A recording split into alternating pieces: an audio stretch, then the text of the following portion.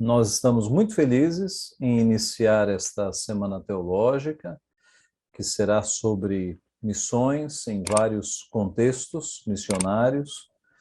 Nós vamos iniciar esta Semana Teológica tendo a alegria de ter aqui conosco o reverendo Sérgio Paulo, que é o presidente da Agência Presbiteriana de Missões Transculturais, a APMT. Ele gentilmente aceitou fazer o início da nossa Semana Teológica e, na sequência, nós teremos uma palestra, uma exposição sobre as missões no contexto muçulmano. Então, vamos iniciar com a palavra de oração. Eu vou pedir ao nosso irmão, ainda não reverendo, o seminarista Sidney, que é o presidente do Centro de Missões, para que nos dirija a Deus numa oração. Amado Deus e Pai, nós somos muito gratos ao Senhor por essa oportunidade, Senhor, que nós temos de estudar neste seminário no JMC, de sermos bem orientados na teologia e também na prática pastoral, Senhor Deus, que foca, Senhor Deus, na missão que nós temos, de evangelizar, levar a Tua palavra até os confins da terra. Agradecemos, Senhor Deus, pela oportunidade de hoje nós estarmos nessa Semana Teológica, onde será apresentado a questão da missão em vários contextos, Senhor Deus. Abençoa cada um dos preletores, abençoa o reverendo Sérgio Paulo, abençoa cada seminarista aqui presente e cada um daqueles que nos ouvirá também no YouTube, para que essas informações venham a trazer a eles, Senhor Deus, a cada um de nós, mais intensidade na prática da missão, para que o Teu nome seja exaltado até os confins da terra, em todo povo, tribo, língua e nação. Em nome de Jesus oramos e agradecemos. Amém. Amém. Reverendo Sérgio, o senhor é muito bem-vindo, alegria tê-lo aqui conosco, e já grato então por sua presença, eu já lhe passo a palavra. Deus o abençoe. Ok. Bom, eu quero agradecer primeiramente ao reverendo Ageu pela oportunidade que ele concede à APMT, não só a mim, né? Mas à APMT, através dos seus missionários que estarão falando durante essa semana, expondo aquilo que a APMT vem realizando nos últimos 20 anos de sua existência, né? Completado agora em junho. Nós começamos, na verdade, as atividades da APMT como junta de missões estrangeiras anteriormente, e Deus tem me dado esse privilégio e responsabilidade muito grande, nesses 24 anos praticamente, estar na diretoria, seja como secretário executivo da Junta de Missões Estrangeiras, ainda antes de APMT, e ter tido o privilégio de apresentar essa mudança de junta para APMT, tornando assim uma autarquia da IPB, no upgrade que na época achávamos importante e necessário para que a IPB tivesse um envolvimento maior em missões transculturais. E então, para mim, é um privilégio muito grande, é uma história, né? Estou escrevendo já um livro sobre isso, esses meus 24 anos de Junta de Missões Estrangeiras e APMT. Para quem não me conhece, né, muito bem ainda, eu tenho ficado muito mais nos bastidores, é o meu perfil, do que está muito à frente. E eu entendo que a gente consegue fazer muito mais coisas assim. E aí, então, nesses anos todos, uma coisa que Deus tem nos abençoado muito é que, quando tem um chamado específico, né, nessa questão da teologia pastoral e a vocação específica para a obra missionária, é algo que a gente precisa estar bem focado para a realização. E, com um testemunho pessoal, antes de introduzir a fala aqui, eu queria dizer que o meu chamado se deu na minha adolescência, algo muito importante isso. Minha conversão se deu na adolescência e também o chamado quase que simultaneamente, embora sou filho de presbiteriano, neto de presbiteriano, meu avô foi presbítero, plantador de igreja no Nordeste, de origem sergipana, eu sou de origem sergipana, meu pai é sergipano, meu avô foi plantador de igrejas lá no sertão sergipano, na década de 20 para frente. Então, eu tenho uma história dentro da IPB, familiar, não é?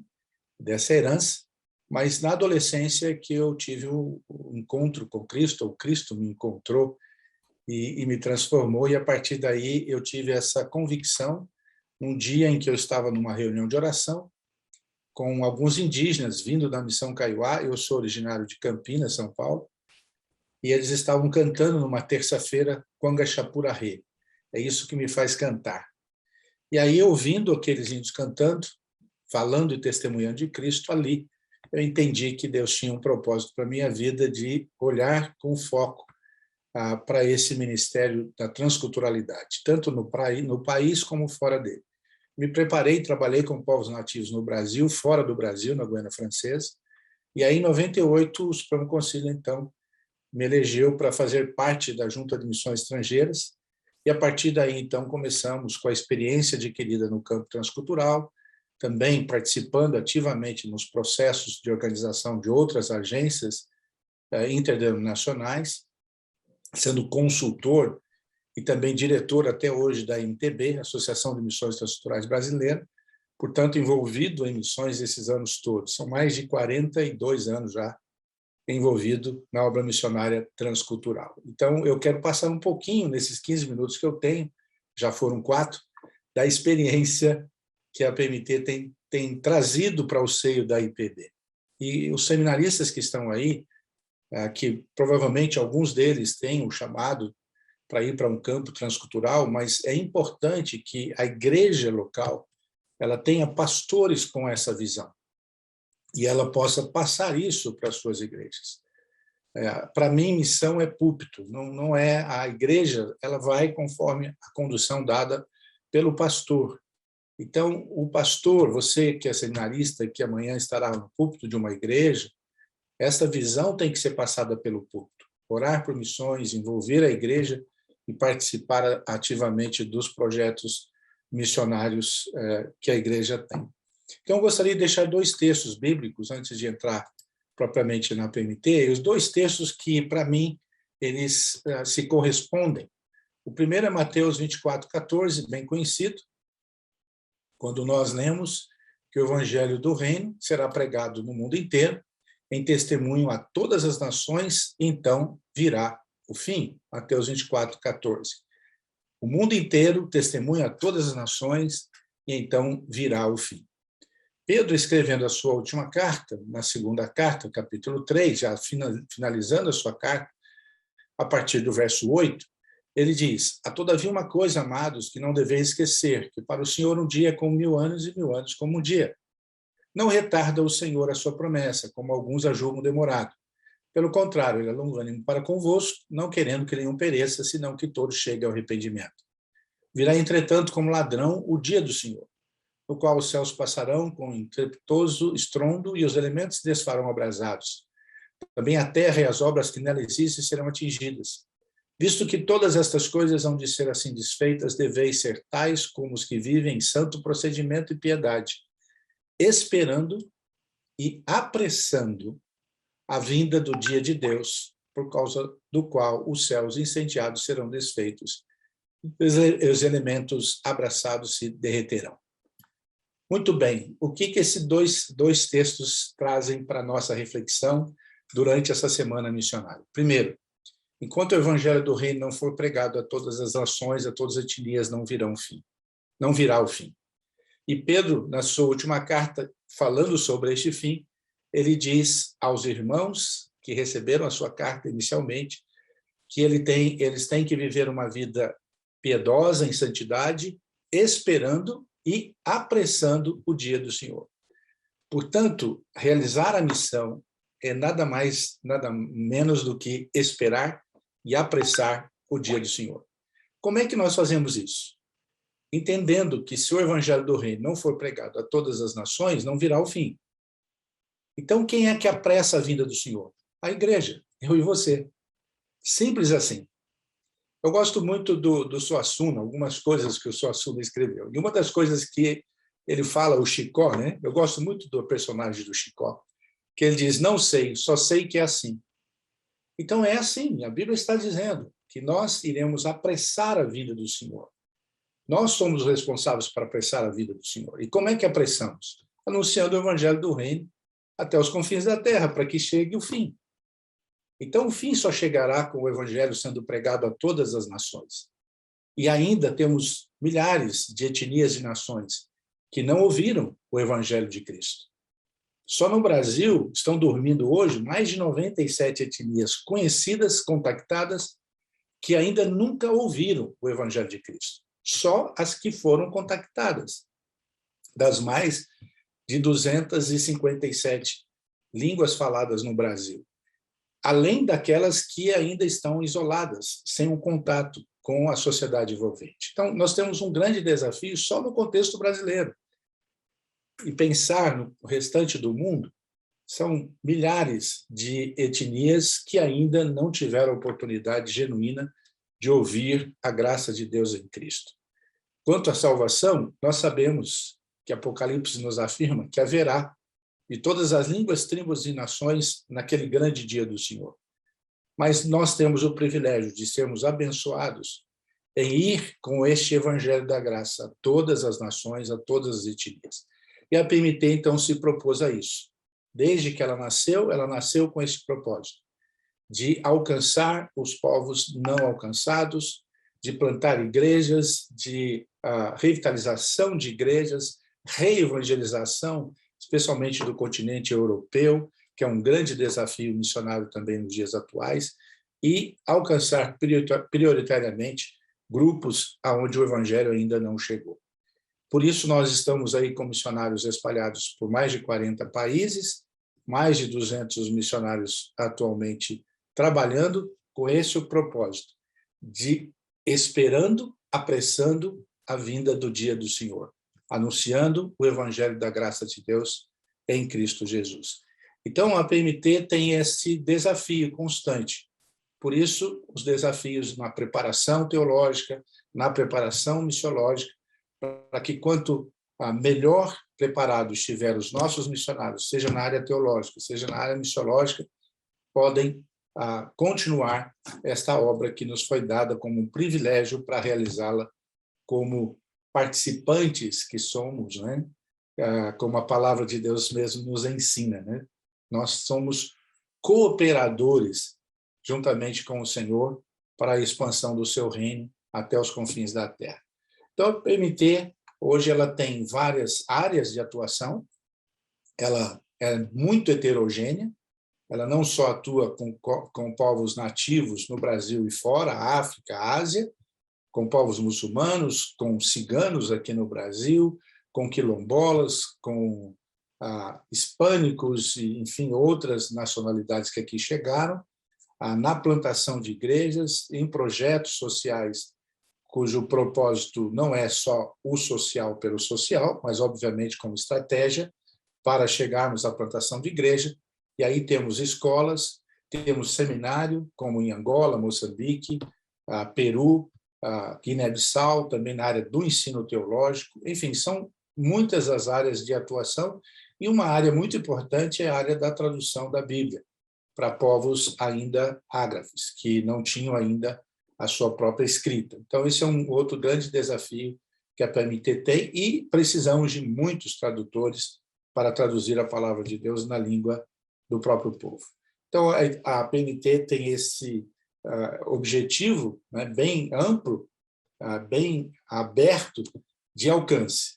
E Deus tem nos dado a graça nesses últimos anos, esses 20 anos de existência da PMT, de ver o crescimento que ela teve para a glória de Deus. Então, isso traz para a gente grandes responsabilidades, mas alegria e prazer em ver igrejas nascendo, igrejas sendo plantadas e organizadas oficialmente nos seus países, como na Guiné-Bissau, próprio Senegal, Romênia, na Itália, aqui no Brasil, na Espanha, com povos nativos. Esse final de semana mesmo nós tivemos a organização da primeira igreja genuinamente presbiteriana indígena, com vários grupos étnicos presentes, com mais de 5 grupos étnicos, lá em São Gabriel da Cachoeira. Então, uma bênção muito grande ver o que Deus está fazendo através dos missionários da APMT. Nós aqui somos apenas as ferramentas e instrumentos para facilitar que os missionários cheguem ao campo e realizem os seus trabalhos. Espero que essa semana seja uma semana desafiadora, que vocês possam aproveitar bastante todos os missionários que estarão falando aqui. O reverendo Agripino, que é o nosso executivo, ele estará falando também, e aí ele estará dando mais detalhes a respeito onde estão os nossos missionários, os campos, etc., ficará com ele. Então, um privilégio para mim poder falar um pouquinho daquilo que a PMT está realizando nesses últimos anos, nesses seus 21 anos de existência, que estamos aí para completar até junho do ano que vem. A IPB, na verdade, tomou duas decisões que, para mim, foram fundamentais no ano de 2000, que o Supremo Conselho de 2002 referendou, que foi o divisor de águas na história da IPB. E a história irá dizer isso para nós. Foi a aprovação da filosofia de missões, criando, consequentemente, o Fundo Missionário, com 54% dos investimentos dos dízimos nos projetos missionários, e a criação da PMT. Então, esses dois momentos, eu entendo que, historicamente, fez muita diferença, foi um divisor de águas, que a gente pode dizer um antes e depois. A IPB, nesse antes de 2002 e depois de 2002, com a aprovação da filosofia de missões e com a aprovação da APMT em autarquia. Veio no bojo depois a APCOM, também, transformando a CNE também numa agência de evangelização e comunicação, com os tempos novos, mas foram os avanços nesses últimos 20 anos que a IPB tem tido e tem reflexo no mundo inteiro. Que Deus abençoe essa semana, que a graça de Deus fortaleça cada um, vocês continuem firmes no propósito de conhecer mais o Senhor, para que possamos esperar e apressar o dia do Senhor. Muito bom, muito boa palavra do reverendo Sérgio Paulo, agradecemos muito. De fato, nós temos agora uma boa introdução à nossa Semana Teológica, não é? Muito bem, muito bem-vindo. Tem a palavra, que Deus te abençoe. Amém. Al-Nama wa salam, a graça e a paz. É uma alegria estar com todos vocês. Já pedi desculpas para o reverendo Ageu, até pela minha vestimenta aqui, mas não estou de camiseta regata, viu? Porque eu estou num lugar aqui que eu ganhei de uma igreja, então é piscina, e aí então eu estou assim bem à vontade mesmo. E eu agradeço a confiança e a oportunidade de compartilhar um pouco sobre a evangelização. Eu gosto de falar muito sobre o discipulado em meio aos muçulmanos, né? E especificamente em meio ao povo árabe, que é o local, é um nicho que eu transito há muitos anos. Como o reverendo disse, eu me formei no JMC em 2007. Foram 4 anos de estudo e morei em Omã, não Amã, mas Omã, um país na Península Arábica, durante 10 anos. Eu entrei na PMT em 2008. Em 2010, após cumprir os requisitos, eu cheguei então em Omã até dezembro de 2019, onde infelizmente houve um processo muito duro com a polícia, de interrogatório, de prisão, e enfim, uma deportação, né? Foi um milagre de Deus eu estar aqui hoje no Brasil. Era para eu estar preso, cumprindo uma sentença de 7 anos. Depois eu vou falar um pouquinho de uma maneira breve sobre isso, mas já uma experiência de 12 anos com o povo árabe, né, especificamente com muçulmanos. E já introduzindo um pouquinho a questão do preparo para trabalhar com os muçulmanos, porque o reverendo Sérgio falou muito agora sobre a APMT, e ele falou muito sobre essa questão do preparo teológico e o preparo missiológico. E eu gosto de desromantizar essa questão de ser um missionário, porque muitas igrejas têm a visão romântica de ser um missionário e muitas têm a visão errada de ser um missionário. Por exemplo, o missionário é aquele que não deu certo na vida. O missionário é aquele que não passou no vestibular para medicina, não conseguiu ser engenheiro, ele vai para o seminário, aí ele não consegue uma igreja boa, então manda o cara para a África, manda o cara lá para a Ásia. E pelo contrário, né? Os missionários, eles têm que ser os pastores, os pregadores, os discipuladores mais bem preparados por conta de todo o contexto ali vivido. Não que os pastores de igreja local não tenham que ser missionários, bem preparados, não é isso que eu estou dizendo. Mas o preparo é muito importante, né? Então, um seminário, né, a questão de missiologia que a própria PMT oferece através do CFM, né, e outros cursos, isso é muito importante para você saber aonde você está caminhando, você conhecer, né, o público-alvo, aquela pessoa que vai ser o alvo da sua evangelização, da sua pregação. Então, é muito importante o preparo. Então, além do seminário, eu fiz uma universidade, eu sou graduado em Educação Física, porque eu já sabia onde eu queria estar, né? Então, por saber que eu estaria num campo extremamente fechado ao Evangelho, eu não poderia entrar como um pastor, como um missionário, né? Então, desde adolescente, né, eu cresci na igreja presbiteriana, desde que nasci, tive esse privilégio, essa graça, e pelo meio ordinário, ou seja, pela pregação da palavra, eu já fui entendendo que era necessário a evangelização, o discipulado entre os povos não alcançados, em todas as nações. E quando eu tinha 17 anos, né, antes um pouco, 14, 15 anos, eu ficava encantado quando os missionários vinham até a minha igreja e falavam das experiências. E eu falava, uau, eu queria ser uma pessoa assim, vivendo integralmente 100% para evangelizar, para discipular as pessoas, né? Então, aquilo ali eu já começava a ver na palavra de Deus, através do meio ordinário, mas quando eu tinha 18 anos, eu organizei na minha igreja, com os meus melhores amigos, de uma maneira informal, uma viagem missionária ao Paraguai. Peguei um campo da PMT e eu falei com os meus amigos, vamos lá.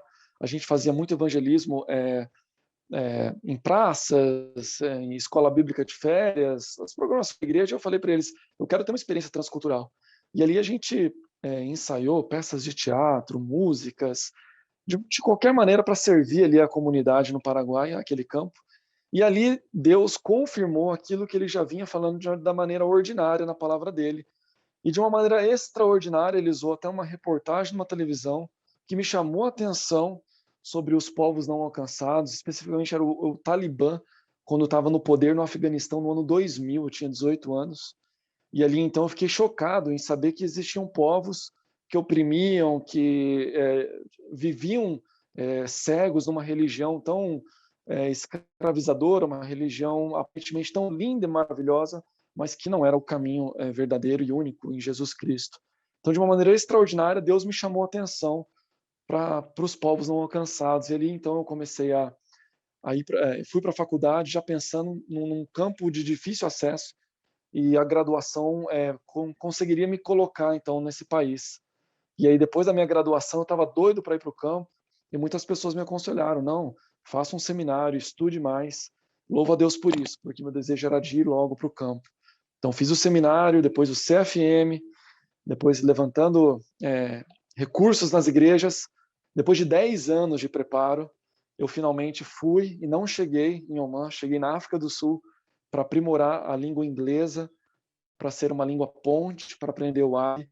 Depois de 10 anos de muito preparo e estudo, eu cheguei então em Oman, e ali então trabalhei por 10 anos, e hoje tenho um projeto no Iraque, que ele já se iniciou em junho, mesmo estando no Brasil. Eu vou explicar isso daqui a pouco. Mas, queridos, a gente precisa definir e entender de uma maneira rápida o que é o islamismo, o que é o muçulmano, porque não são coisas diferentes. O islamismo é a religião, creio que todos já saibam disso. Então, vou falar de uma maneira muito breve. Existe uma religião chamada islamismo, uma religião que nasceu através de revelações, assim como eles acreditam, através de Muhammad, uma pessoa simples que Deus então utiliza para se revelar novamente, já que a revelação de Deus havia sido corrompida, a Bíblia. Então essa é a visão da religião do islamismo. Deus revelou, e então os judeus e os cristãos começaram a corromper essa revelação. para satisfazer as suas necessidades, para que o caminhar na religião fosse mais fácil. Por várias maneiras, eles acreditam que os judeus e os cristãos corromperam, adulteraram a revelação divina. Então, por conta disso, Deus ele teve que se revelar novamente. Então, ele usa então uma pessoa chamada Muhammad, traduzindo o Maomé, e ali então ele começa o início, né, dessa religião propriamente dita. Agora, o seguidor da religião do islamismo é chamado de muslim, né, muçulmano, aquele que é submisso à revelação de Allah. Allah é um nome para Deus, não é o Deus do islamismo, Allah. Allah é a palavra árabe para Deus. Então, quando nós cristãos vamos orar a Deus, na nossa oração nós falamos Ya Allah, Senhor Deus, né? Rabbna Allah, nosso Deus, usamos essa palavra. Então, não entendam que Allah é o Deus do muçulmano, mas é a palavra árabe para se referir a Deus. Então, o islamismo é uma religião, o seguidor dessa religião é o muçulmano, e o povo árabe é o povo que recebeu essa revelação. Muhammad, ele era árabe, então o Corão ele está todo escrito na língua árabe. Eles acreditam que é a língua favorita de Deus, é a língua que Deus se comunica, então por isso o Alcorão foi revelado em árabe, e ele não pode ser traduzido, ainda que hajam traduções. O muçulmano, assim, vamos dizer, o muçulmano raiz, ele não gosta que as pessoas traduzam o Alcorão, porque eles acreditam que nas traduções pode haver, então, pequenas alterações do significado, e isso pode corromper a mensagem. Então, todo muçulmano, seja qual a sua nacionalidade, ele tem que orar em árabe. Então, ele aprende, um brasileiro convertido ao islamismo, um muçulmano brasileiro, ele vai fazer as suas orações em árabe. Então, é muito importante entender esse contexto árabe. Existem muçulmanos que não são árabes, né, como eu acabei de dizer. O brasileiro, a Indonésia é um país, por exemplo, 99% da população ela é muçulmana, mas eles não falam a língua árabe, eles não têm a cultura árabe, eles não são árabes, mas eles aprendem as orações em árabe, porque as orações dos muçulmanos são orações repetidas, memorizadas, não vêm do coração. Né? Então, eles têm que cumprir 5 orações diárias, né? E isso é um requisito, né, de Deus, para ele conseguir ter acesso a Deus, ele conseguir a eternidade com Deus. Ele tem que cumprir 5 pilares, que é a oração da shahada, a oração de conversão, né, que um bebê, ele escuta as primeiras palavras, é a oração da shahada. O pai pega esse bebê, ele fala, La ilaha illa Allah wa Muhammad Rasul Allah. Não há Deus a não ser o Deus verdadeiro, Allah, e Muhammad é o profeta de Deus. Então, ao dizer essas palavras, eles acreditam que você se tornou um muçulmano. Então, são as primeiras palavras que um bebê escuta, porque o bebê, então, nesse momento, ele é um muçulmano, e ele já nasce muçulmano. Ele tem que cumprir uma viagem, pelo menos uma vez na vida, a Meca, né? Então, isso é um pré-requisito, né, dos 5 pilares. E se você não tem dinheiro suficiente para fazer essa viagem a Meca, que é o berço do islamismo, uma cidade na Arábia Saudita, Deus ele vai entender. Mas se você teve condições na sua vida para fazer essa viagem, pelo menos uma vez na vida, para visitar ali e fazer algumas peregrinações, alguns afazeres mesmo da religião, se você não faz isso, então Deus ele vai te condenar. O zakat, que são as esmolas, as boas ações, você precisa fazer isso. O Ramadã, que é o jejum, num mês específico, como o islamismo segue o calendário lunar, então todo ano o Ramadã vai diminuindo cerca de 15 dias do calendário solar, que é o nosso calendário. Ele tem que cumprir do nascer do sol ao pôr do sol um jejum onde não pode comer nem beber e outras coisas, abstenção do cigarro, relações sexuais, são várias questões que eles não podem fazer durante o nascer e o pôr do sol. E por último, então, as 5 orações por dia. Então, se ele cumpre essas obrigações, ele tem uma grande chance de passar a eternidade com Deus. No último dia, ou quando ele morrer, Deus ele vai pegar tudo que você fez de bom e de ruim. Eles acreditam que existem 2 anjos que ficam sempre ao seu lado, um anotando todas as coisas boas que você faz e outro que anota todas as coisas erradas que você faz e é colocado numa balança. Então, os anjos colocam isso numa balança e Deus, por ser justo, ele vai então ver pelas suas obras se você merece a eternidade com ele ou a eternidade afastado dele no inferno. Então, é muito importante conhecer todo esse contexto árabe, por conta das orações, por conta da cultura. Muitas das coisas árabes estão intrínsecas na religião, né? Coisas que os árabes eles fazem e eles vivem. Muitas dessas coisas estão ali caminhando juntamente, paralelo com a religião. Bom, tendo essas definições na nossa mente, é importante a gente entender um pouco a questão muçulmana no Oriente Médio, porque o Oriente Médio a gente pode dividir basicamente em duas partes. A região do Levante, que são os países ao norte, como Iraque, Jordânia, Síria, Palestina, Líbano. Esses países, há uma forma bem específica no evangelismo, no discipulado das pessoas, desde a aquisição de visto até como fazer esse discipulado, esse evangelismo com os muçulmanos. É bem diferente da região sul do Oriente Médio, chamada da Península Arábica ou Golfo Pérsico. Eu não estou com nenhum mapa aqui para mostrar para vocês, mas depois vocês podem observar isso no mapa. Essa região da Península Arábica ou Golfo Pérsico são 7 países: o Kuwait, o Catar. O Catar todo mundo está escutando muito, porque vai ser a próxima Copa do Mundo, né? O Bahrein, o Emirados Árabes, que muitas pessoas escutam por conta de 2 cidades famosas, Dubai e Abu Dhabi. E temos a Arábia Saudita, onde é o berço do islamismo, Omã e o Iêmen. Então, para você ser um missionário ali, você fazer o evangelismo na Península Arábica é bem diferente da região do Levante. E eu vou explicar por quê. A começar da entrada. No Levante, nós temos uma liberdade, uma certa liberdade com relação ao cristianismo.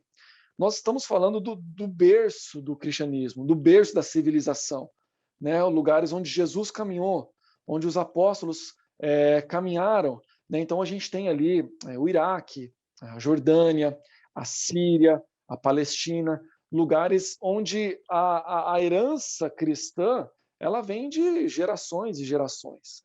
Então, pessoas que o tataravô, o bisavô, o avô, eles eram cristãos. Então, essas pessoas elas nascem num lar cristão. E não é um crime você nascer cristão, mesmo estando num país hoje de maioria muçulmana, né? Antigamente, no Iraque, eram praticamente só cristãos, no Líbano, só cristãos, né? Mas hoje o islamismo é predominante. Né? Os muçulmanos são a grande maioria nessas nações do Levante. Então, existem também cristãos ali. E existem igrejas ali. Por exemplo, vamos falar de uma maneira rápida do Iraque. A igreja presbiteriana no Iraque ela é mais antiga que a IPB. Se você tiver condições de fazer uma visita entre o metrô Vila Mariana e Ana Rosa, existe a Igreja Evangélica Árabe. Essa igreja foi plantada pelo Sínodo Líbano-Síria. Ou seja, existe um sínodo, existe presbitério, existem igrejas presbiterianas no Líbano, na Síria, no Iraque.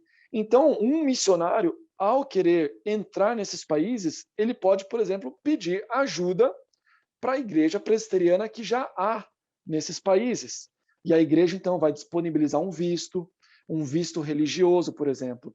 Eu tenho quase certeza que o reverendo Leonardo queria dar essa palavra. Ele entrou no Líbano através de um visto religioso, através da igreja presbiteriana do Líbano, né, do presbitério que é ali, Sírio-Líbano. Então, essa já é uma facilidade para o missionário entrar nesses países. Ele pode dizer para as pessoas que é pastor. Eu sou pastor, eu vivo aqui, eu ajudo na igreja aqui presbiteriana, na igreja reformada. Então já é uma outra facilidade. Você não precisa esconder a sua identidade ministerial. Você pode dizer e as pessoas respeitam. Até o muçulmano ele vai respeitar muito o pastor, o missionário, por ser um ministro religioso. Então há um respeito. Então isso é muito diferente comparado com a região da Península Arábica. A questão que no norte você não pode evangelizar os muçulmanos, você não pode falar de Jesus, você não pode compartilhar a sua fé com um muçulmano. Isso vai trazer um grande problema para a sua vida. Alguns países existe uma lei que isso é proibido. Então, pela lei, isso é proibido. Alguns países não está na lei que é proibido, mas na prática isso é proibido. Isso vai gerar um grande desconforto e muitas consequências se descobrirem que você está evangelizando, compartilhando da sua fé com um muçulmano.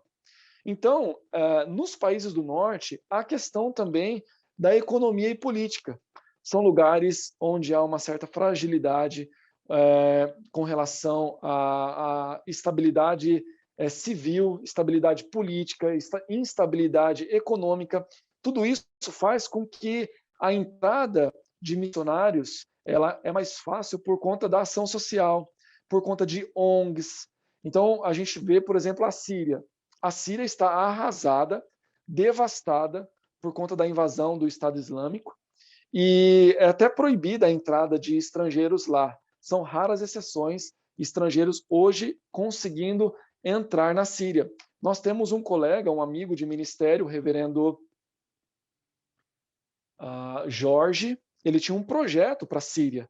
E quando ele iria entrar na Síria, o Estado Islâmico invadiu.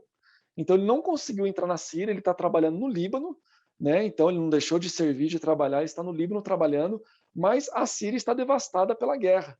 Então, devagar, hoje, ONGs estão conseguindo chegar na Síria para ajudar a população que está sofrendo ali por conta da economia, da política, né, com várias necessidades. No Iraque, por exemplo, a região norte do Iraque é uma região que é o Estado curdo. Então, uma região estável, ainda que há uma certa instabilidade, é uma região estável. Há muitos campos de refugiados no norte do Iraque.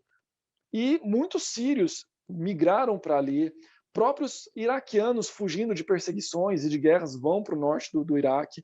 Então, você consegue chegar com uma ONG, você consegue chegar com uma ação social, como um médico, como um dentista.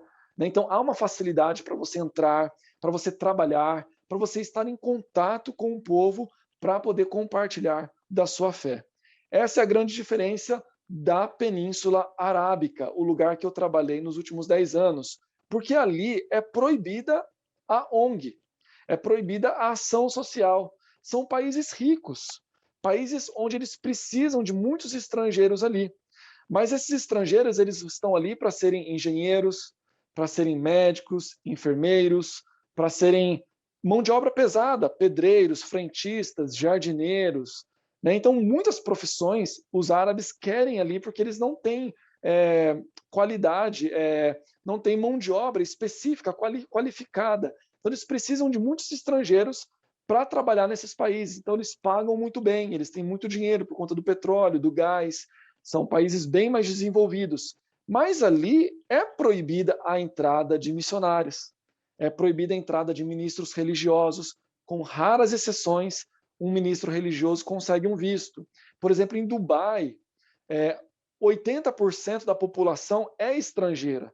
Então, o governo já assume que há cristãos nesses 80%. Então, eles querem ajudar os cristãos para eles poderem viver a fé deles. Então, eles permitem algumas igrejas num lugar específico, onde é proibida a evangelização, é proibida a entrada de um emirate dentro da igreja, mas eles precisam, então, de um pastor para pastorear esses estrangeiros. Então, você consegue um visto como religioso, ministro religioso ali, mas são pouquíssimos vistos, e ao entrar nesse país, você está muito visado pelo governo. Você assina um termo dizendo que você não vai permitir árabes, emirates na igreja, que você não vai evangelizar, compartilhar sua fé. Então, que missionário vai querer esse tipo de visto? É muito complicado. Então, você precisa de uma profissão. Foi o meu caso. Eu entrei com visto através da minha graduação em Educação Física e consegui um visto de técnico de esportes. Ali, então, eu abri uma escola de futebol, uma academia de futebol, e ali eu tinha, então, o meu visto de trabalho para poder estar trabalhando no país. Então, essa é a grande diferença. Por isso que são poucos missionários no Oriente Médio e menor ainda a quantidade de missionários na Península Arábica. Então, eu já desafio todos que estão nos escutando, se você tem uma profissão ou se você vai fazer uma validação de diploma, que você pare para olhar com mais carinho para a região do Oriente Médio, especificamente a região do Golfo, que existem pouquíssimos missionários ali trabalhando entre, né, esse povo árabe, esses muçulmanos. Então, essas são as grandes diferenças entre trabalhar no norte do Oriente Médio, a região do Levante, e no sul, Península Arábica. Existe uma diferença grande também quando você vai evangelizar, quando você vai discipular os muçulmanos que estão em outros países que não são árabes, porque não há uma certa perseguição. Né? Você vai falar de Jesus para os muçulmanos na França, você vai falar de Jesus para os muçulmanos no Brasil. Não há uma perseguição pela lei, né? É só algo informal. Né? A pessoa fica, às vezes, ofendida com você, a pessoa não querer ter esse tipo de conversa com você, mas você está tranquilo, porque não há algo na lei que te proíba. Então, essas são grandes diferenças de você trabalhar com muçulmanos, ou no Oriente Médio, ou fora do Oriente Médio. E no Oriente Médio, nessas duas áreas, norte e sul. Bom, vamos seguir um pouquinho a questão de entender o contexto religioso. Né? Eu vou falar de uma maneira bem prática, como se dá essa questão do discipulado, mas eu só estou preparando esse terreno para a gente entender melhor a questão prática. É muito importante entender a questão do contexto religioso, ou seja, entender sobre a religião muçulmana. Você precisa entender muito bem o que ele acredita, né, quais são os pilares da fé dele, porque ao entender tudo isso, você consegue ter um approach, né, uma estratégia melhor de poder compartilhar a sua fé. Né? Então, é importante entender no que ele crê, no que ele acredita, como se dá, né, a questão do relacionamento dele com Deus. E aí você tem que começar a pesquisar, né, o que significa Deus para o muçulmano, o que ele entende a questão do pecado original, né? Ele entende a questão da separação do pecado, se uma pessoa ela nasce com pecado ou ela vai começar a pecar com um certo número de idade, né? Porque se você vai falar que Jesus é o Salvador de quê? É o Salvador para quê? Para que eu preciso de um Salvador? Né? Então é muito importante você entender a fé da pessoa para você conseguir usar a melhor estratégia para apresentar a sua fé para essa pessoa. E nesse momento é muito importante você entender a questão do contexto islâmico teórico para o islamismo prático.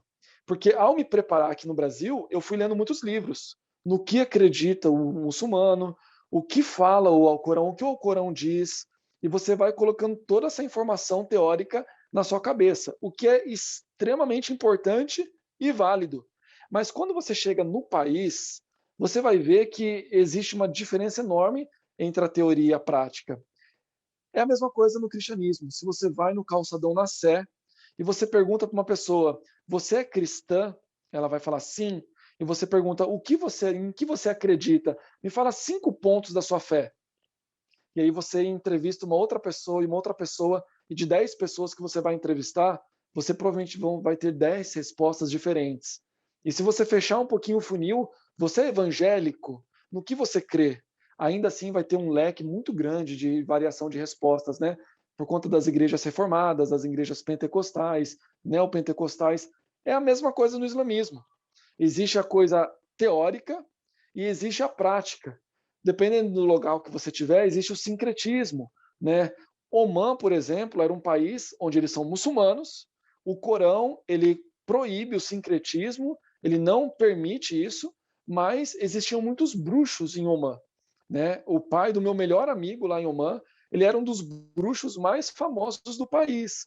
Então, as pessoas que têm djinn, né, tem um demônio no corpo, né, eles não iam no imã da mesquita, eles iam no bruxo, porque eles tinham certeza que o bruxo ia ter poder para tirar esse djinn, esse espírito de dentro da pessoa, né? A pessoa estava muito doente, não levavam na mesquita para o líder religioso ali, o imã, fazer uma oração, coisa que eles nem fazem, mas pela pessoa recitar um verso do Corão para esse espírito, essa doença ser curada. Eles levavam no bruxo. Então, opa, peraí, eu não li nada disso nos livros sobre islamismo.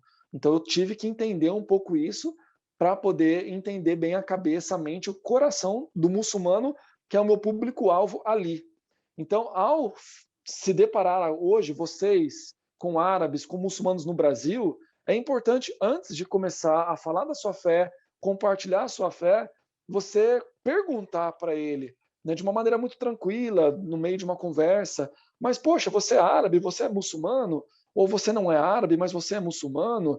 Em que você acredita? Poxa, que legal, interessante, né? A gente tem muita mania de, quando vai escutando sobre a religião da pessoa, a gente às vezes se fica na defensiva, não, mas isso está errado, não, isso não é o que a Bíblia diz, em vez de escutar, entender a mente da pessoa, entender o coração da pessoa, para você então conseguir, num futuro, colocar, né, a sua verdade, a verdade bíblica para a pessoa. Então é muito importante entender esse conceito do islamismo, não só teórico, mas prático também, para você conseguir compartilhar do evangelho. A questão do contexto cultural também, né? O árabe ou o muçulmano da Indonésia, ou o muçulmano indiano, ele tem uma herança cultural enorme por trás dele. E essa herança cultural, ela afeta também, né, a questão da pregação do evangelho, né? E, gente, eu estou falando isso de uma maneira muito prática, porque eu já entendo que vocês aí no seminário estão tendo as matérias, né? Tem a missiologia, e vocês já estão tendo toda essa base teológica, né? Então eu não estou lidando agora com a parte teológica desse contexto religioso, do contexto cultural. Não vou entrar em Paulo quando olha ali o altar ao Deus desconhecido, depois ele faz a ponte, porque eu já entendo que vocês já estão tendo isso no seminário. Então, eu estou tentando salvar o nosso tempo para que a gente chegue de uma maneira muito prática naquilo que é o objetivo dessa palestra. Então, o que da cultura árabe ou da cultura do muçulmano com quem você está lidando, o que você vai absorver e o que você não vai absorver. Então, é muito importante isso, né? Você entender a cultura da pessoa para você poder explicar o evangelho para ela. Então, por exemplo, num feriado religioso, num feriado cultural, é o momento de eu trazer uma lição bíblica para a pessoa? Sim ou não?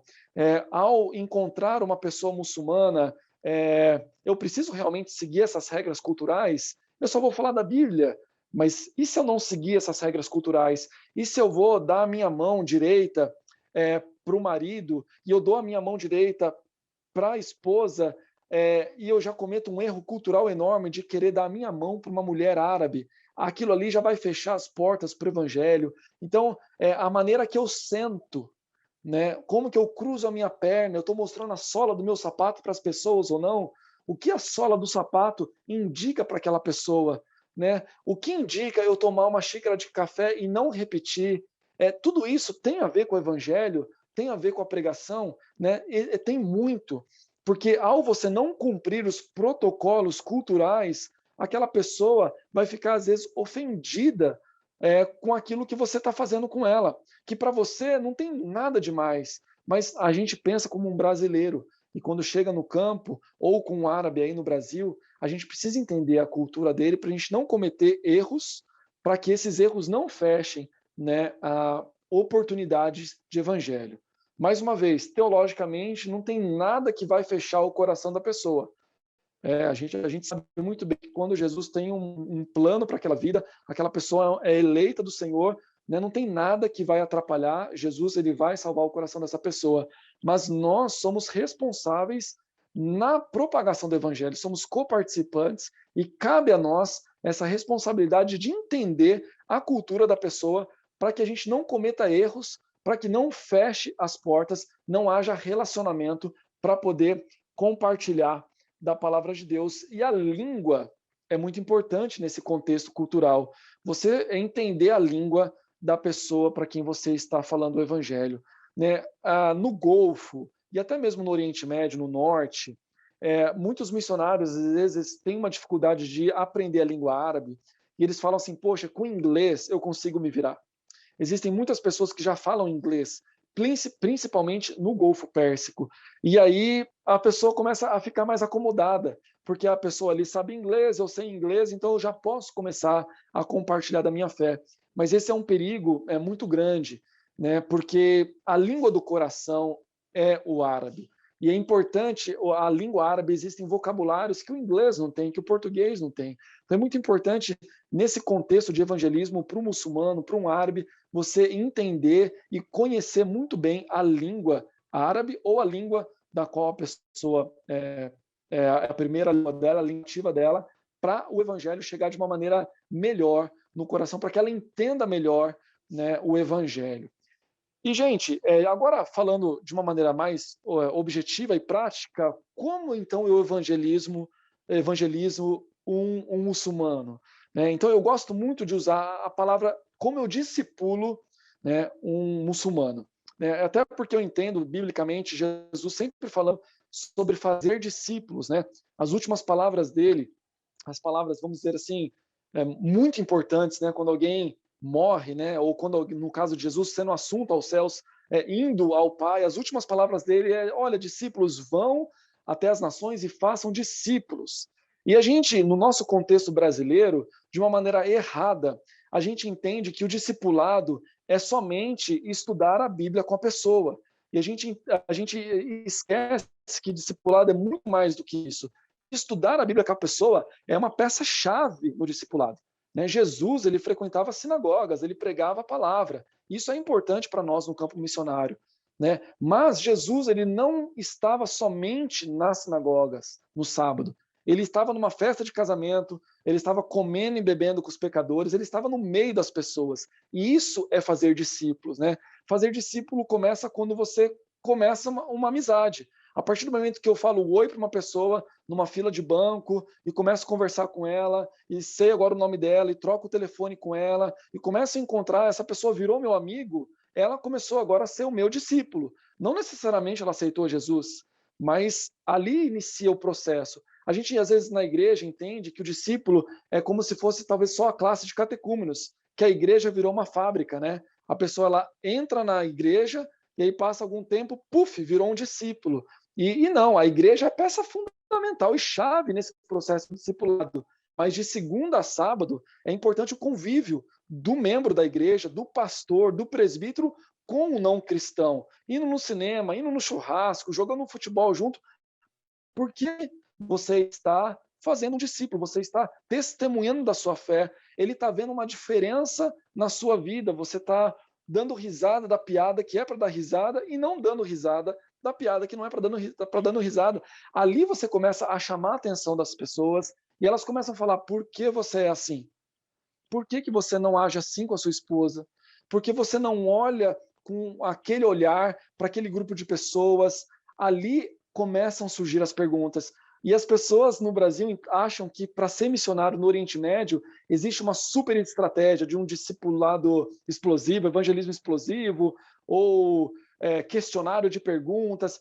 Todas essas estratégias são válidas, mas a principal é morar, é viver, é caminhar e estar junto com essas pessoas, com os seus amigos, porque ali elas começam a fazer as perguntas. Então essa é a primeira estratégia, né? Estar no meio dos não cristãos, estar no meio das pessoas, vivendo com elas, participando com elas, fazendo as coisas que a cultura fala para fazer. É claro que as coisas que são pecaminosas, que vão contra a palavra de Deus, que a cultura pede para fazer, isso nós não vamos fazer. Isso eu não fazia. Mas aquilo que não era pecaminoso, eu estava fazendo com eles. Isso chamava muita atenção deles. E por isso eles perguntavam, Júnior, por que você está aqui? Por que você faz assim? Por que você não faz assado? Você parece um muçulmano muito melhor do que a gente. Né? Porque um muçulmano, muitos deles são nominais. Né? Eles vão nas mesquitas na sexta-feira, eles até vão durante a semana, às vezes, fazer as orações, mas por dentro há um vazio muito grande. Não há um relacionamento com Deus. Né? Deus, para eles, é um Deus muito distante.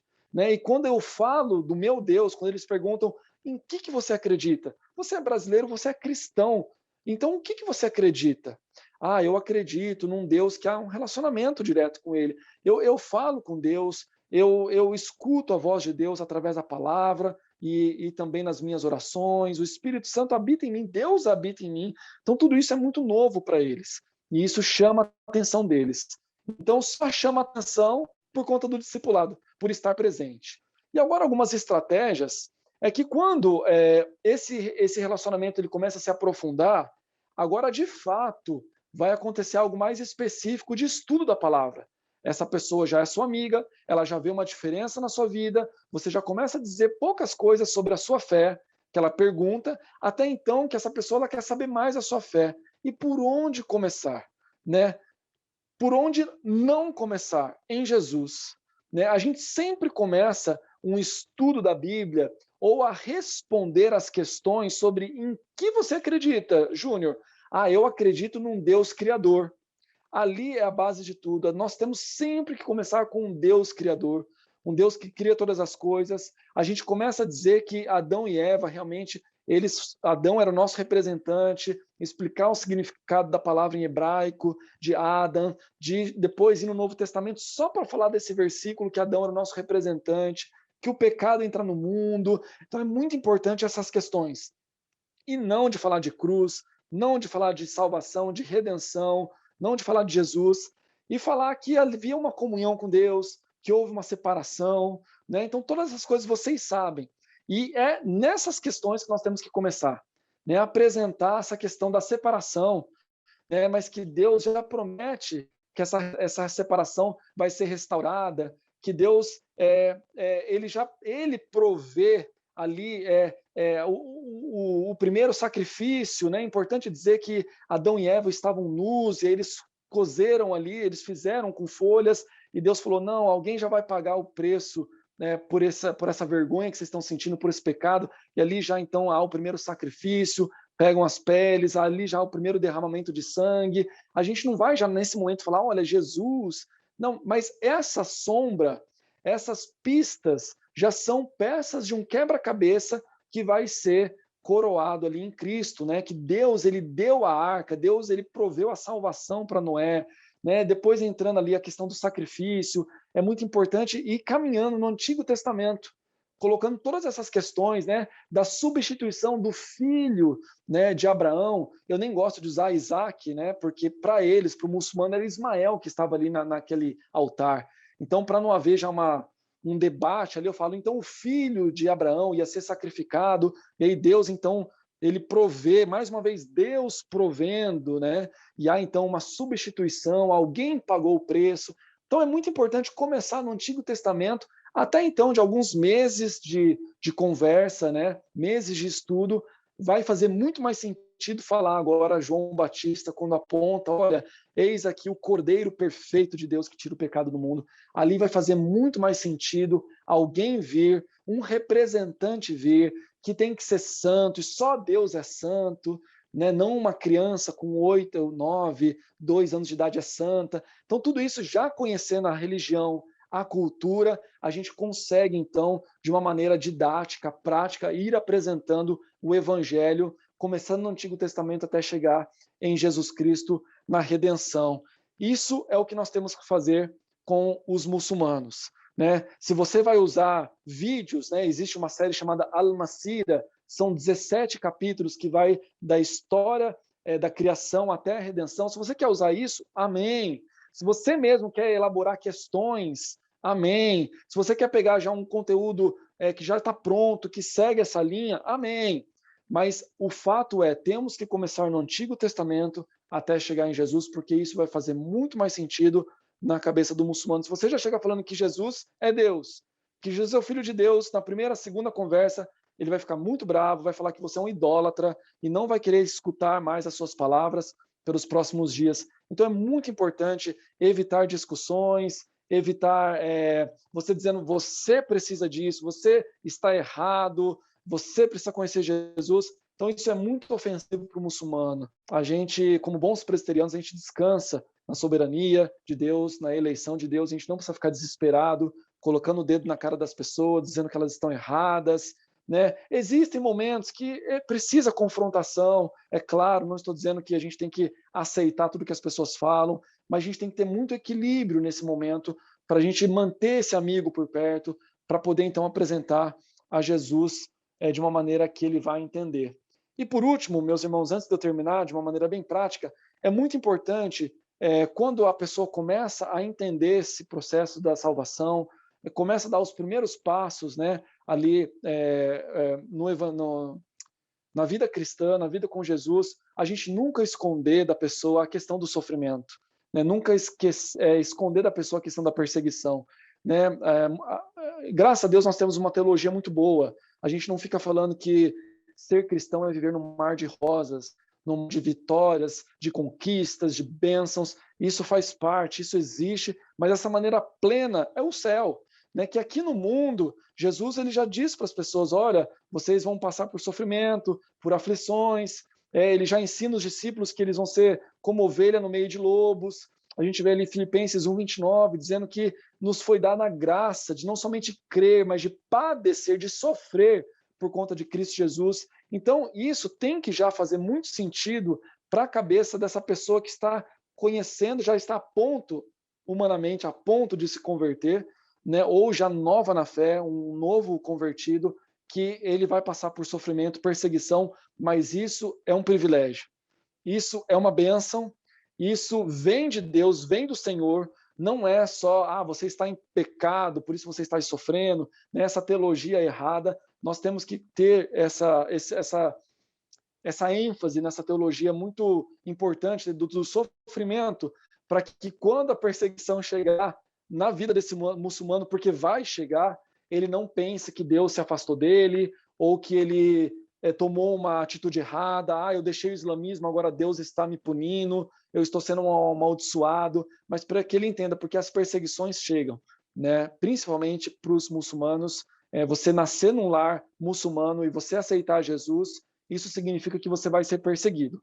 Dependendo do país, você vai ser morto, dependendo do país, você vai ser preso, e em todos os países você vai ser amaldiçoado pela sua família, você vai ser rejeitado pela sua família, você vai perder o nome, você vai perder direito à herança, a um desprezo enorme. Então isso acontece em qualquer lugar, mas em alguns lugares você vai morrer por isso, né? Você vai ser preso. Hoje mesmo, um rapaz no Bahrein passou por um julgamento, porque ele aceitou Jesus e ele estava evangelizando. O pai dele era a testemunha principal da acusação, e ele pegou 10 anos de prisão, ou então ele tem que pagar uma multa de R$272 mil, já passando para a nossa moeda, para ele não ficar preso, né? Então, isso é uma coisa que acontece no dia a dia, né? Esses 10 anos de ministério, né? Quantos dos meus amigos sofreram com perseguição? Quantos amigos eu tive que esconder na minha casa, tirar o passaporte da casa dele e fugir com essa pessoa para um outro país, né? Quantas pessoas a gente deu suporte, até hoje estão sendo perseguidas, né? Por conta do evangelho. Então é muito importante frisar isso para um muçulmano, né? Quando ele já está, entre aspas, humanamente falando, a ponto de tomar uma decisão por Cristo Jesus, né? Ou já novo na fé. Então, meus irmãos, eu quis ser bem prático, eu falei muita coisa aqui, espero ter conseguido atender o objetivo dessa palestra sobre como que se dá a evangelização, né, no meio muçulmano, no meio árabe, e para que vocês conheçam um pouco mais do nosso trabalho, né, estamos agora indo para o Iraque. No mês que vem vamos ter o meu projeto, são 4 linhas de atuação social dentro do campo de refugiados, com o futebol, uma igreja presbiteriana que acabou de nascer na cidade de Erbil e não tem pastor, né? Então 2 presbíteros estão cuidando dessa igreja, são iraquianos que fugiram da guerra para o norte e eles não têm igreja presbiteriana lá, então eles abriram. Então a igreja presbiteriana do Iraque pediu ajuda para a IPB na última reunião do Supremo Concílio e eu vou estar ali colaborando nessa igreja. Tem já um missionário da nossa PMT chamado Albano, e ele está fazendo um projeto agora chamado Casa Refúgio, e eu vou ajudá-lo nesse projeto, vamos fazer juntos esse projeto, que é trazer os cristãos perseguidos, os muçulmanos que aceitam a Jesus são perseguidos na região central e sul do Iraque, que é uma região xiita, que persegue muito, eles fogem para o norte e viram pessoas moradoras de rua, né, porque não tem trabalho, ninguém quer dar trabalho para eles, porque eles aceitaram Jesus, né, eles não têm igreja, não têm casa, então essa Casa Refúgio a gente vai receber esses cristãos perseguidos, vamos acolher essas pessoas ali para dar uma dignidade, uma casa para elas e treiná-las, inseri-las no mercado de trabalho, né? E por último é um seminário que vamos fazer nessa Casa Refúgio estamos convidando professores, né, do Andrew Jumper e outros pastores presbiterianos para treinar esses cristãos para serem bons presbíteros, bons pastores, bons missionários, né, no país Iraque e em toda a comunidade árabe muçulmana. Então, são 4 viés, de uma maneira rápida. E se vocês quiserem saber de mais detalhes sobre o nosso ministério, eu acabei de escrever um livro, ele está agora na editora, fazendo capa, diagramação, chama 10 anos em 10 dias, porque conta os 10 anos de ministério, o chamado, o preparo, como é o evangelismo no Oriente Médio, a questão cultural, a questão de equipe, de amizades, enfim. E os últimos capítulos, a questão do interrogatório, né, de 3 dias de interrogatório, os 10 dias de solitária. Então, por eu ter ficado 10 dias preso, todo o livro tem como pano de fundo o interrogatório e a prisão.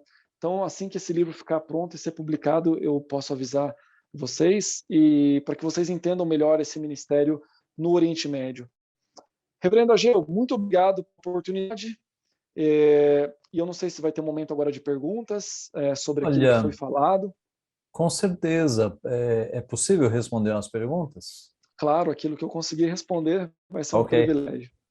Vamos pedir para os alunos, então, que tiverem pergunta, para levantar aí a mão. Deixa eu começar com uma, reverendo, sobre o aprendizado do árabe. Como foi a tua experiência? Como você fez para aprender? E em quanto tempo você já se viu assim bom para conversar com árabe?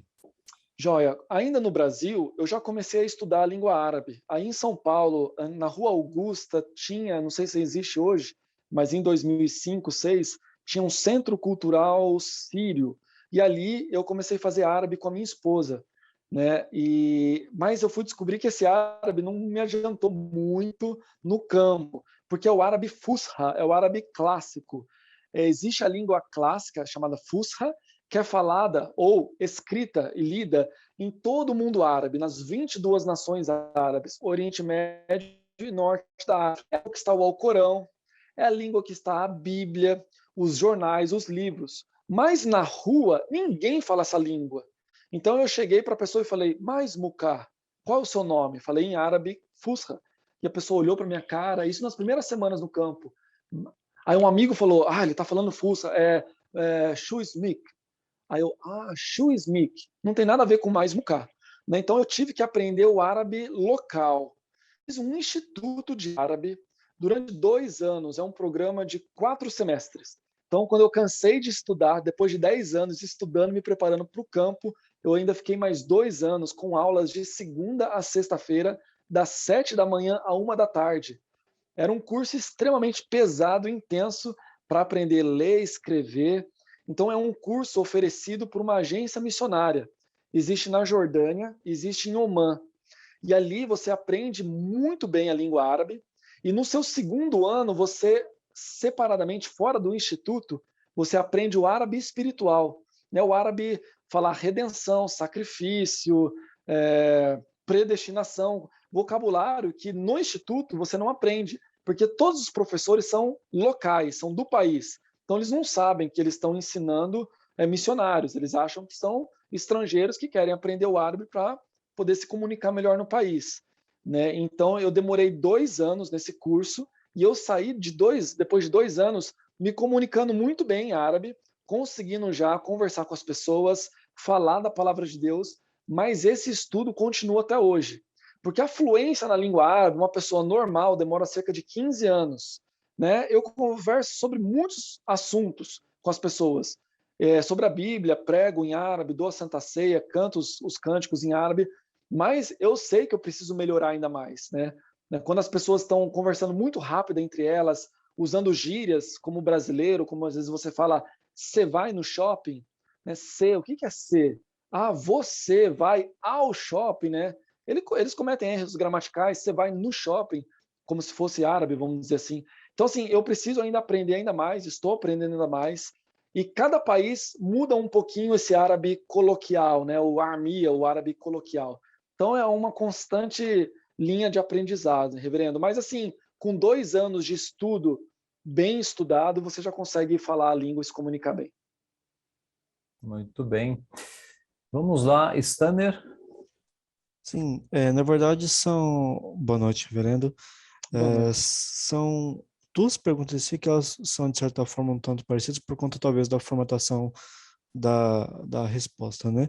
Primeiramente, quando a gente conversa com um muçulmano que nós queremos conhecer, só que numa via de mão dupla, ele também quer nos evangelizar, aqui no Brasil, por exemplo, você quer evangelizar muçulmano e aquela via, né? Muitas vezes você conversa com eles e por ele estar em um país que é cristão, ele tem uma visão de Jesus um tanto quanto mais branda. Ele trata Jesus, você escuta, por exemplo, de um sheik, como eu já escutei aqui na minha cidade, que Jesus era só mais um dos profetas, assim como os outros profetas. A gente sabe que na realidade em um país muçulmano eles não pensam exatamente dessa forma. E só que eles não te falam a forma que eles pensam. Então, como o senhor vive no meio, eu gostaria de saber essa forma que eles de fato enxergam Jesus na teologia muçulmana, vamos dizer assim, e a outra são os riscos que aquele resquício da doutrina de Maomé podem causar dentro da igreja, porque essas pessoas ficam anos, né, aprendendo sobre o islamismo, sobre os ensinamentos de Maomé. Então, até que ponto isso se torna prejudicial na igreja? Primeiro, entender a figura de Jesus para eles e até onde Maomé influencia na igreja que tem aí em Omã, por exemplo. Joias. Então a gente tem que dividir dois grupos de muçulmanos, os que realmente praticam e os nominais. Os dois grupos conhecem muito bem Jesus, seja no Brasil, seja no Oriente Médio, porque Jesus está no Corão. Tá bom? O Corão é o livro sagrado dos muçulmanos, certo? É o livro que Deus se revelou para Muhammad, para Maomé, para suprir a revelação que já está ultrapassada, que é a Bíblia, corrompida, adulterada. Então ele se revela novamente. Só que o Corão não é cronológico, o Corão, eles são assuntos, então são muitos assuntos jogados, é bem complicado de ler e entender, por isso isso dá uma preguiça enorme no muçulmano de ler o Corão. É um árabe extremamente antigo, difícil de ler, então eles leem, eles não entendem. Quando eles leem o Corão, é só um ritual, porque eles estão ganhando pontos com Deus. E lembra que no último dia, na balança, tem que ter mais coisas boas. Então, ler o Corão ganha ponto com Deus. Então eles estão lendo, mas não estão entendendo muitas coisas. Então os muçulmanos nominais, eles sabem que Jesus existiu. Eles sabem que Jesus é um profeta de Deus, mas que Jesus, ele é humano.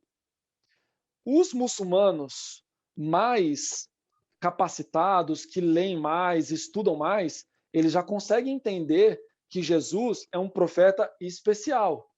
Ainda que humano, ele nasceu de uma virgem. Isso está escrito no Corão. Né? Ele entende que Jesus ele tinha poderes especiais, que Deus concedeu poderes para Jesus. Então Jesus era um bebê que começou a falar quando ainda não era para falar ainda. Com 6 meses, 3 meses, Jesus já falava algumas palavras, porque ele é um profeta muito especial. Então Jesus ele deu vida a um pássaro, né, quando estava morto, e as outras crianças viram Jesus soprar nesse pássaro morto, esse pássaro saiu voando. Então, isso está escrito tanto no Corão como nas hadiths, que são alguns livros que são as ações do profeta Muhammad. Né? Então, qualquer muçulmano sabe que Jesus é um profeta, sabe que Jesus ele é um profeta diferenciado.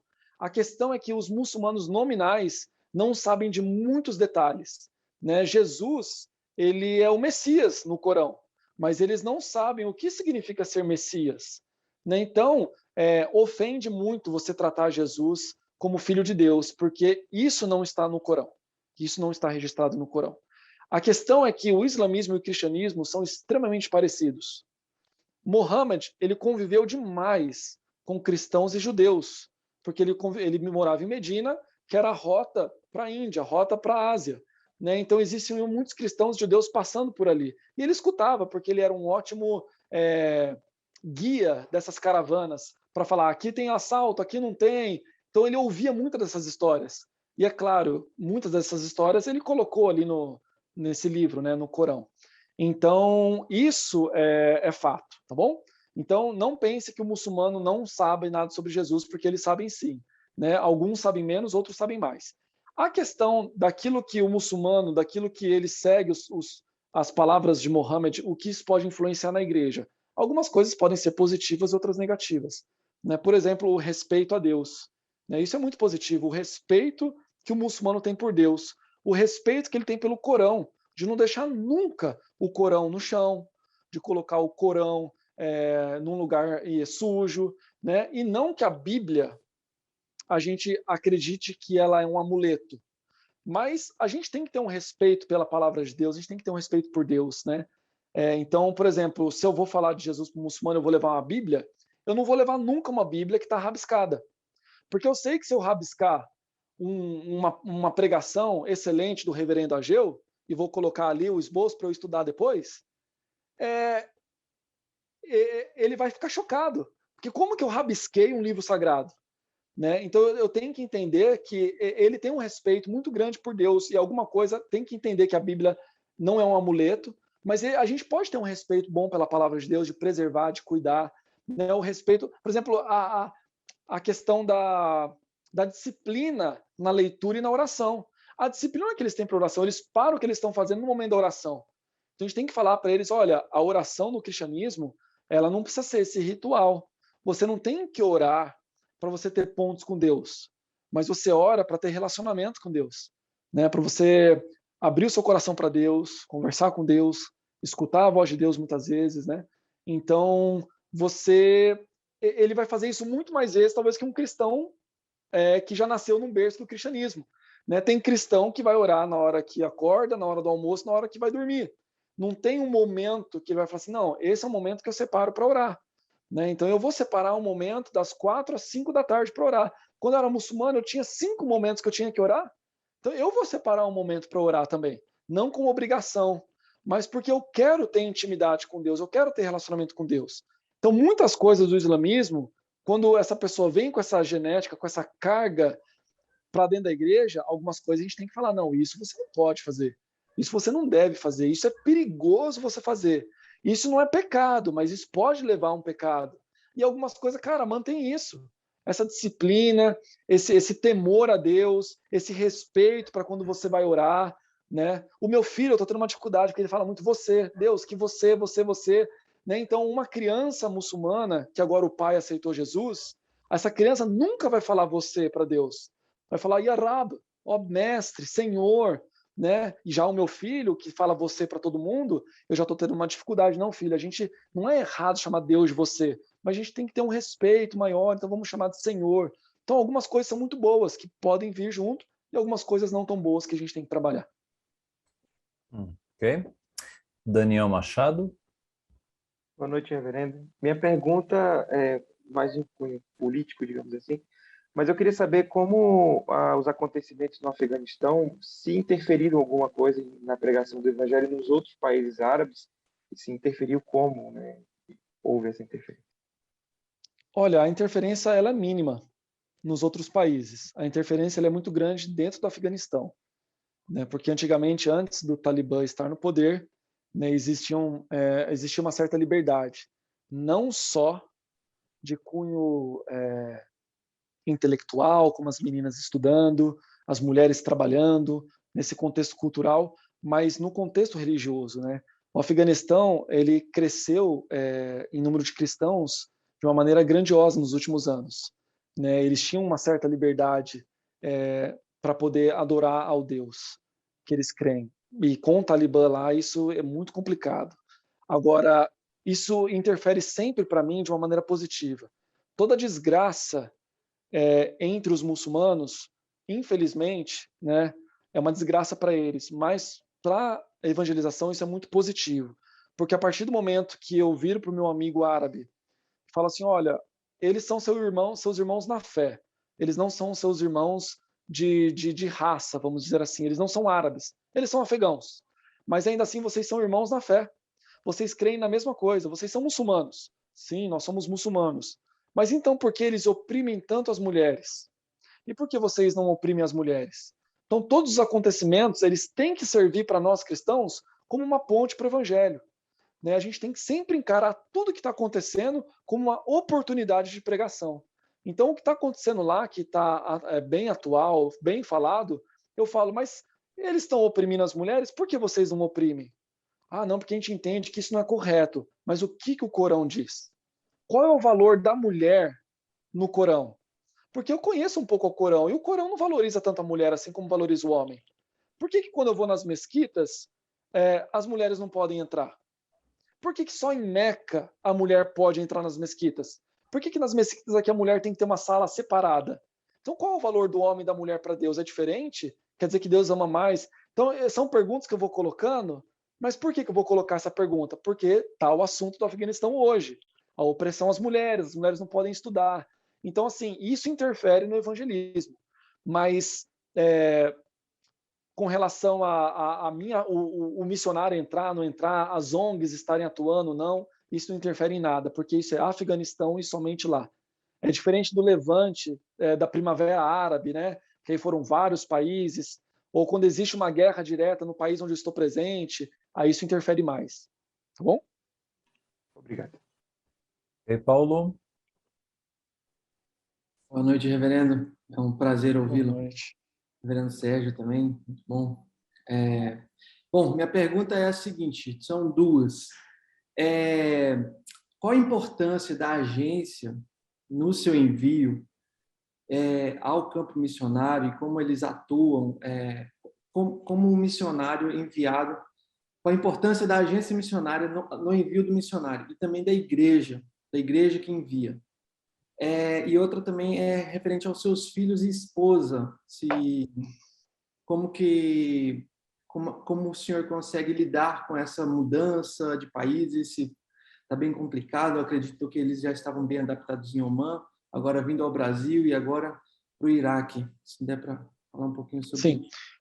Sim. Bom, com relação à agência, é vital. Sem uma agência missionária, o missionário ele fica sozinho no campo, né? Então agora eu vou falar daquilo que eu vivo, que é a APMT, a minha agência. A APMT ela tem cada agência missionária, depois isso aí o reverendo Sérgio pode complementar, ou o reverendo Agripino vai complementar, mas cada agência missionária ela tem uma filosofia e um foco mais específico. Não existe a agência missionária perfeita. Isso a própria APMT ela sabe disso, né? Então a gente tem que saber o que a gente quer e aonde a gente quer chegar. Então, o perfil da APMT é o perfil que eu li, assimilei, entendi e quero isso para minha vida. Antes de entrar na APMT, eu fui conhecer outras agências missionárias e tem muitas que têm muitos pontos, para mim, mais negativos do que positivos, e tem algumas agências missionárias que são muito boas também. Tem vários pontos positivos, né? Mas eu optei pela APMT primeiro por ser a agência da minha própria denominação, né? Isso já tem um peso muito grande. E outra por conta da filosofia dela. Então a APMT ela é muito importante em vários aspectos, acho que isso o reverendo Agripino vai falar melhor, mas ela faz todo o seu meio de campo, né, com relação a, por exemplo, você vai ser enviado, então aquele país que você tá indo, já tem algum trabalho ali ou não? Se tem como você ser inserido nesse trabalho, em vez de começar um trabalho do zero? Então tudo isso ela vai ver para você. Né? Tem voluntários, pessoas que chegam na PMT e falam assim, eu quero ser um missionário da PMT, já cumpri todos os pré-requisitos, mas não sei para onde ir. Eu não tenho algo específico que Deus trabalhou no meu coração para esse ou para aquele. Eu quero servir. E a PMT vai falar, olha, pelo seu perfil, pelo aquilo que você conhece, aquilo que você sabe, os seus dons, a necessidade, eu acho que esse país vão se encaixar muito bem. Então ela sugere, ela indica, ela ajuda nos custos também, né, através do comitê gestor, isso o reverendo Agripino vai falar melhor. Ela não consegue pagar o salário dos missionários. Se ela pudesse, eu tenho certeza que ela faria. Né, mas são muitos missionários, uma demanda de dinheiro enorme. Né, e missões na IPB não é só a PMT. Né, tem a Junta de Missões Nacionais, tem outras autarquias, enfim. Mas a agência tem um papel vital na vida do missionário, né, acompanhando o missionário. A gente tem que mandar relatórios para a agência para saber qual é o seu projeto. Né? O que eu gosto da nossa agência é que tem que ter projeto. Você não vai lá, eu vou chegar nesse país, eu vou ver o que eu vou fazer, eu vou ver como que eu vou evangelizar. Não, a agência sabe certinho para onde você está indo, qual o tempo que você vai ficar lá, o que você vai ficar fazendo em cada semestre. Então tem objetivos primários, secundários. Então eles agora precisam desses relatórios para saber se você está cumprindo com o objetivo proposto. Então é muito importante a agência missionário na vida do missionário. A nossa agência, ela tem coisas a melhorar? Tem. E ela sabe o que é. né? Porque é o que eu estou dizendo, toda agência, ela sempre está precisando melhorar, mas graças a Deus a APMT é uma agência que tem dado todo o suporte para mim, para minha família, para poder estar no campo, e hoje eu não me vejo indo para uma outra agência. Às vezes há necessidade de parcerias, como agora no Iraque, né? Já existe uma ONG lá que vai me providenciar o visto, mas enfim, é muito importante. Deixa eu agora ser mais sucinto, agora com relação à família, né? Bom, a família ela precisa estar caminhando junto com o missionário, né? Então, existem esposas de missionário que têm o chamado para serem donas de casa. E isso é um chamado extremamente importante para cuidar do marido, para cuidar dos filhos, né? A igreja não pode olhar para essas mulheres de pastores como assim, por que ela não está fazendo isso?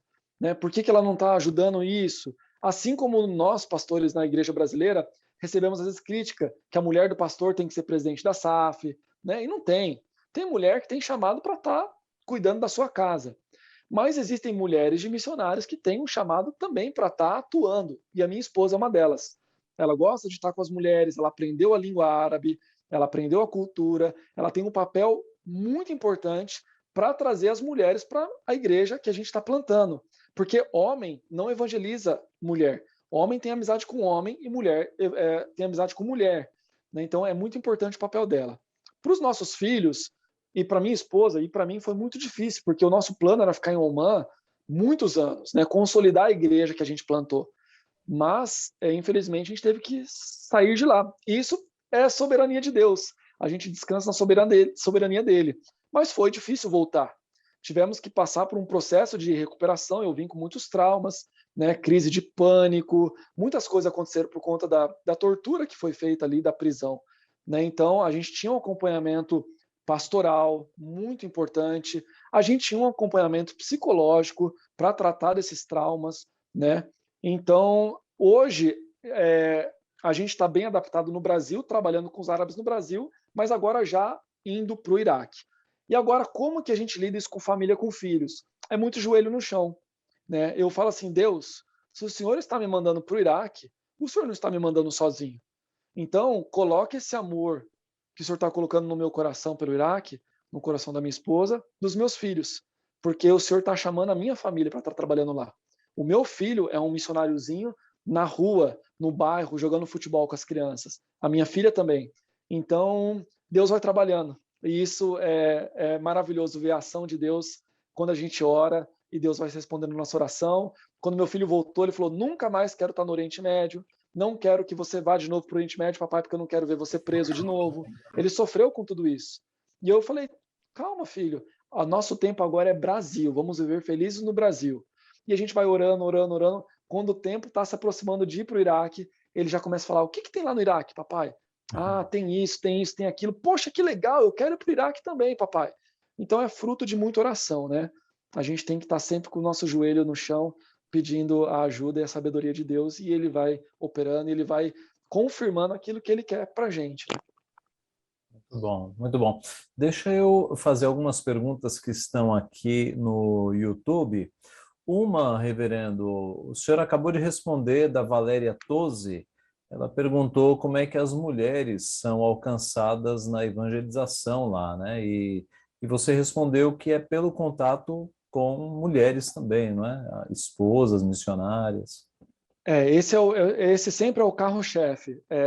Discípulos gerando novos discípulos. Uhum. Então, a gente entende que isso é o mais importante, é o que Jesus fazia, e é o método que mais dá resultados, que mais funciona, justamente porque a gente entende que é um método bem bíblico, bem teológico. Agora, algumas mulheres, assim como homens também, conhecem a Jesus através de outras maneiras. Né? Por exemplo, eu tinha um ministério em Oman, eu entrava com Bíblias de uma maneira clandestina no país, cruzava a fronteira de carro de uma maneira clandestina, cheia de Bíblias, e de madrugada eu colocava Bíblias na porta de casas de pessoas, e essas pessoas eram que moravam em cidades pequenininhas, vilarejos pequenininhos, que eu sabia, que tinha certeza que não havia nenhum cristão ali, que não tinha missionário ali. Então eu estava dando a oportunidade dessas pessoas de conhecer a Deus da maneira primária, a fonte primária, que é a Escritura revelada, né? Então, algumas mulheres conheceram a Jesus através de uma Bíblia como essa. Algumas mulheres conseguem fazer uma viagem de intercâmbio para estudar inglês ou para fazer turismo, e ali ficam curiosas de ver uma igreja e entram. Mas, assim, o carro-chefe mesmo é o discipulado através de missionar as mulheres. Ok. Mais uma pergunta aqui do YouTube. O evangelista Milton Rogério Sena pergunta se nesses países, se por um acaso se vê algum muçulmano usando o Alcorão na rua, pregando, como aqui no Brasil nós temos, né, pregadores que vão para a praça, para a rua pregar. Isso é comum no mundo árabe? Não. Quem prega, de fato, expõe o Corão é sempre o imã. Ele é a pessoa preparada para expor o Corão. O que o muçulmano faz é, de uma maneira informal, ele querer evangelizar um amigo dele estrangeiro, né? Isso acontece muito. E aí é muito importante você escutar o que ele tem para dizer e caminhar nessa amizade. Mas você não vê um muçulmano expondo o Corão como uma pregação em praça, em shopping, em rodoviária, dentro de um ônibus. Isso você nunca vai ver. Eles mesmos não se sentem capazes disso. As perguntas mais difíceis que eu fazia para os meus amigos, eles falavam: eu não sei a resposta disso não, mas eu vou perguntar lá na mesquita. E algumas das perguntas, nem o imã, o líder da mesquita, tinha como responder essas perguntas. Então, não é comum eles conhecerem muito do Corão, não é comum eles fazerem uma evangelização muito robusta, né, do islamismo para você. Isso em vários países, né? Não é normal. No Golfo, em Omã, por exemplo, é um crime o muçulmano falar da fé dele para o estrangeiro.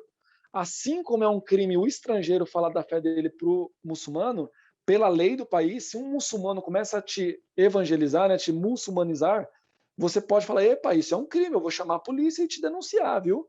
Então, isso é proibido, né, em alguns países. Mas eles fazem, na prática, eles fazem muito isso. Eles gostam de falar da fé deles. E eu gosto que fale para a gente poder ter assunto para falar da minha fé também. Ok. Muito bem.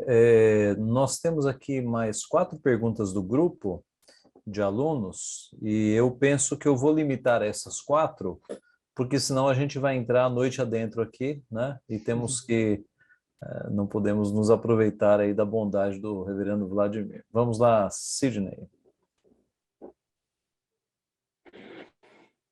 Reverendo, com essa palestra falando sobre muçulmanos, né, quais são as diferenças entre os sunitas, os xiitas e os seguidores do sufismo?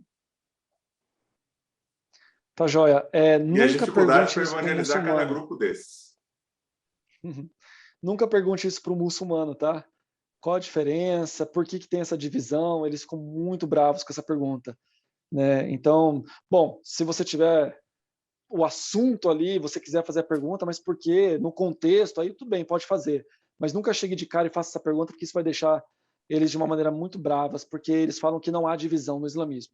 Mas olha, essa resposta, né, ela é muito ampla, tá bom? Isso dá uma palestra de umas 2 horas, mas eu vou responder ela em 30 segundos, em 1 minuto, porque é o nosso tempo aqui. Mas, basicamente, a diferença entre o xiismo e o sunismo é a questão da sucessão do califado, né? Então, quando Muhammad ele morreu, né, ele era o líder da religião. Então, os seguidores falaram: e agora? Quem que vai ser o nosso líder? Né? E um grupo falou assim: não, nós temos que escolher, então, a pessoa mais capacitada, a pessoa que mais aprendeu com o profeta, que mais domina o assunto para ser o nosso líder. E outro grupo de pessoas falou: não, quem tem que ser o sucessor é alguém da família dele. Então, ali houve um racha, porque fizeram uma votação, um grupo ganhou, saiu um novo sucessor, o outro grupo que ficou chateado porque não ganhou, matou esse sucessor, e ali então houve uma grande divisão entre o xiismo e o sunismo, os sunitas. Os xiitas, eles acreditam demais no Corão e eles seguem à risca tudo que o Corão está fazendo, tudo que o Corão está falando. Por isso eles são os mais radicais, porque o Corão fala sobre matar o infiel, matar aquele que não recebe a palavra do Corão. Ainda que o Corão tenha alguns versículos que falem que tem que ter uma amizade com as pessoas, com todos, tal, mas a grande parte dos textos é de confrontação, é da espada, é da guerra, é desse jihad, né?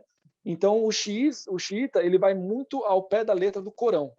Os sunitas, eles, lógico, entendem que o Corão é revelação de Deus, mas eles se apegam demais também nas sunas, nas hadiths, que são os escritos que Mohammed deixou, ou às vezes ele nem deixou, mas pessoas observavam o comportamento do profeta, aquilo que ele falava, aquilo que ele agia, como ele agia, e ia descrevendo tudo isso.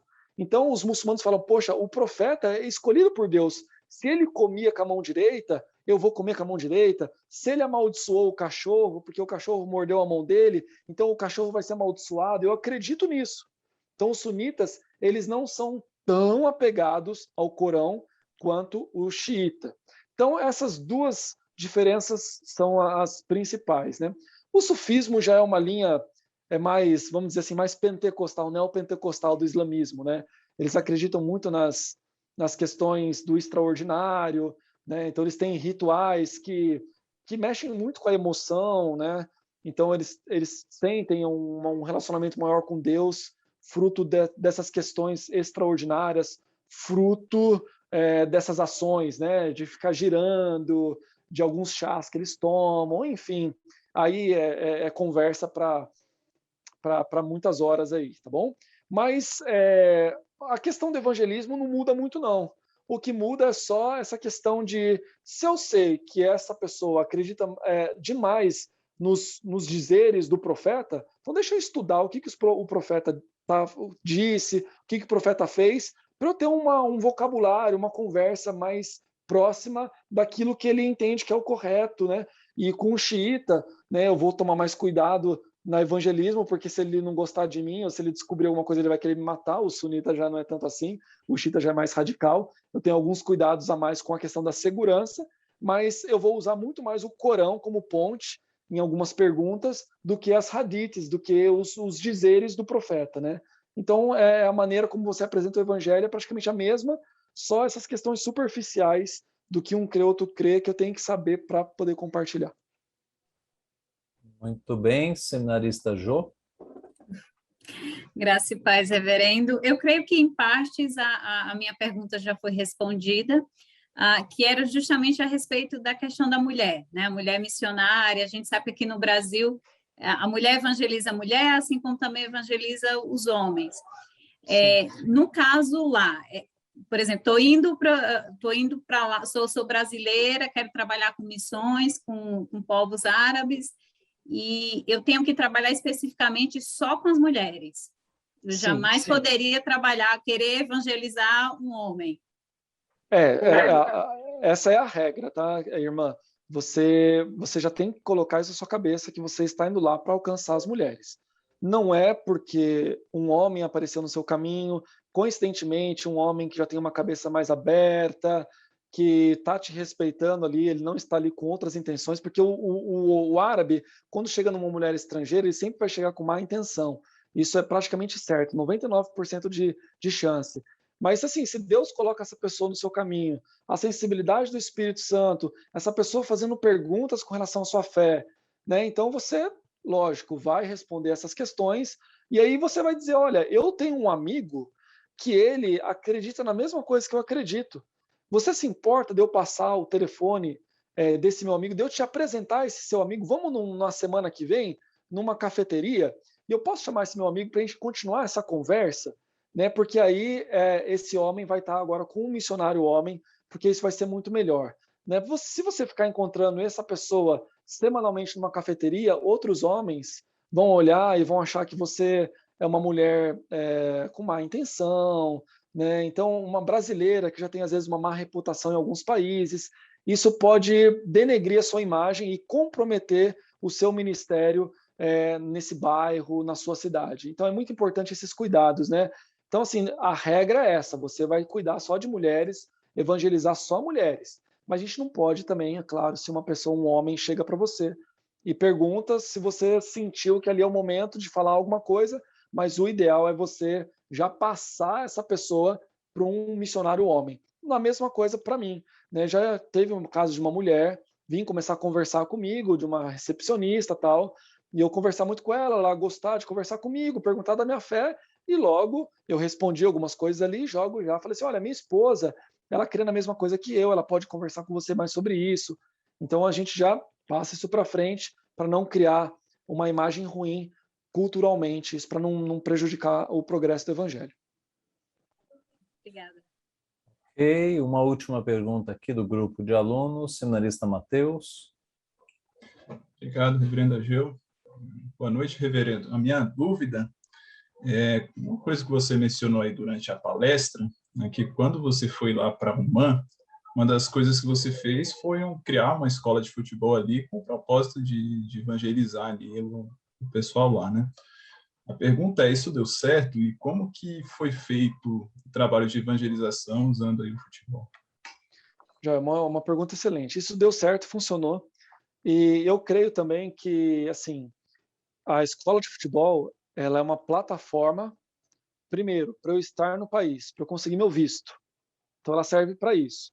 Ela serve também para eu ajudar essas crianças e adolescentes a terem uma melhor qualidade de vida. Então, é tratar do ser humano como um todo, né? A gente não é caçadores de almas, né? Temos que ganhar almas para Jesus. A gente cuida do todo.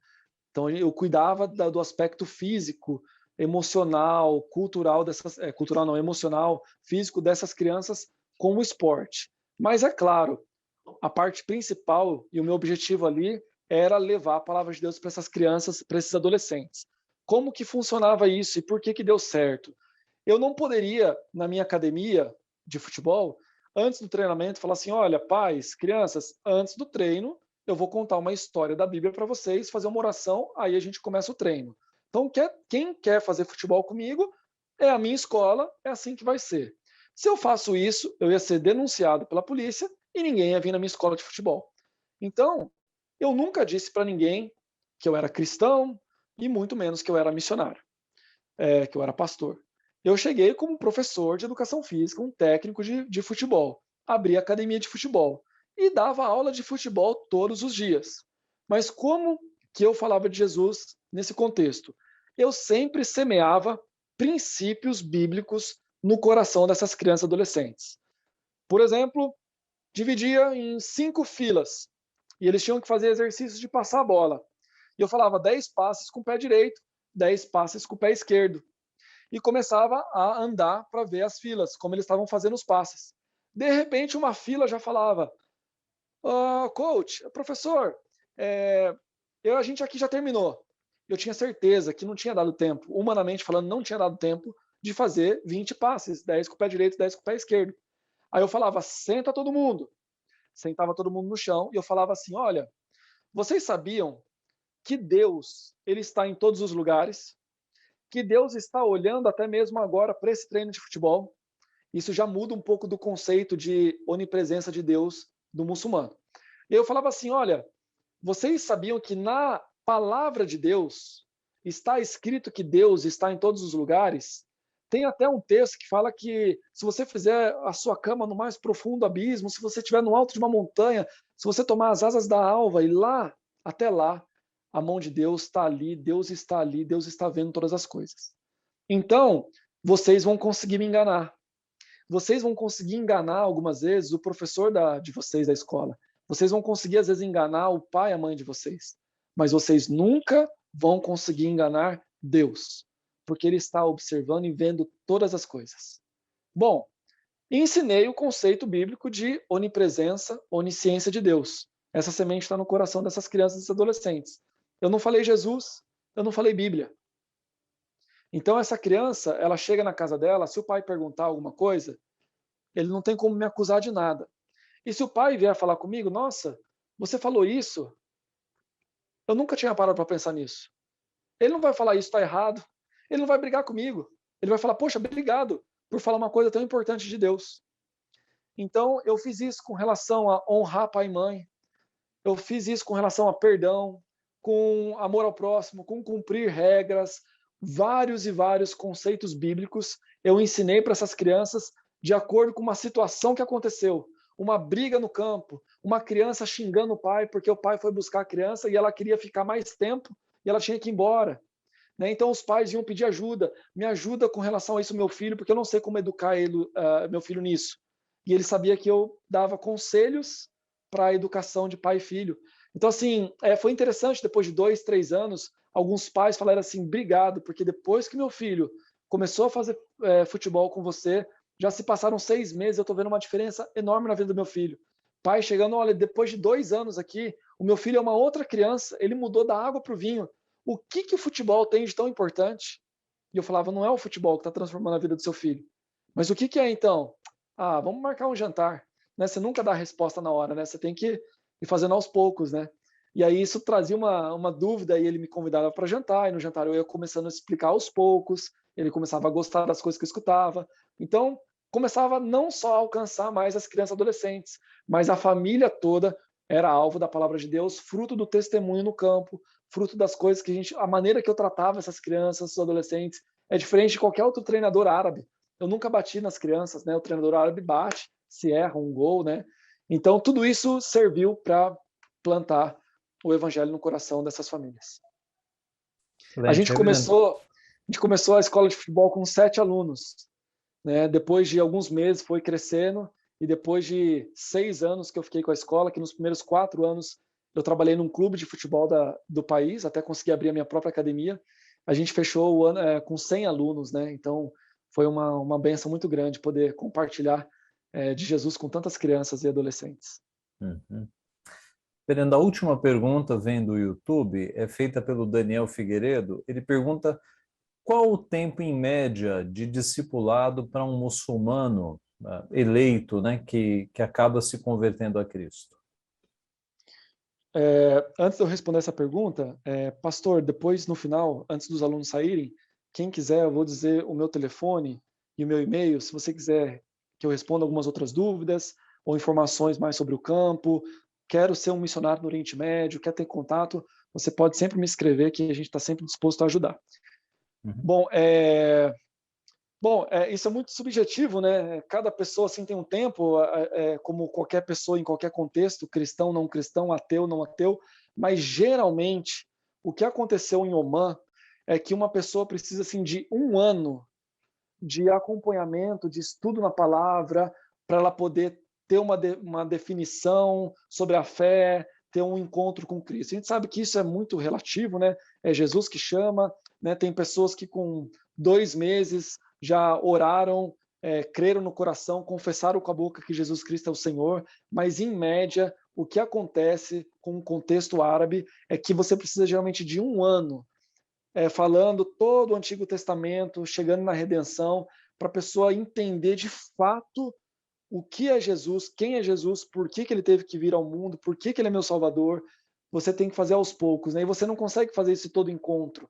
Você não faz isso de segunda, terça, quarta, semanalmente, quinzenalmente. Você tem que começar com calma para depois conseguir fazer isso de uma maneira mais didática, de uma maneira mais diária, né? Então, o começo é mais lento até chegar nessa fase mais objetiva. Então, por isso, é uma média de 1 ano para você apresentar todo o plano da redenção e a pessoa, então, ter condições humanas de poder decidir, né, sobre Jesus ou não. Ok, muito bem. Nós estamos, então, terminando este momento. Eu queria agradecer muito ao reverendo Sérgio Paulo, que sempre nos trata com tanta atenção, né? A APMT, irmãos, é muito carinhosa com o nosso seminário, viu? Sempre que nós precisamos, eles estão à disposição. E agradecemos então ao reverendo Sérgio Paulo, que Deus continue abençoando ele na liderança, né, na presidência da APMT. Convidamos a todos para amanhã continuarem conosco. Amanhã nós teremos a segunda noite, né, da nossa Semana Teológica, estão todos convidados.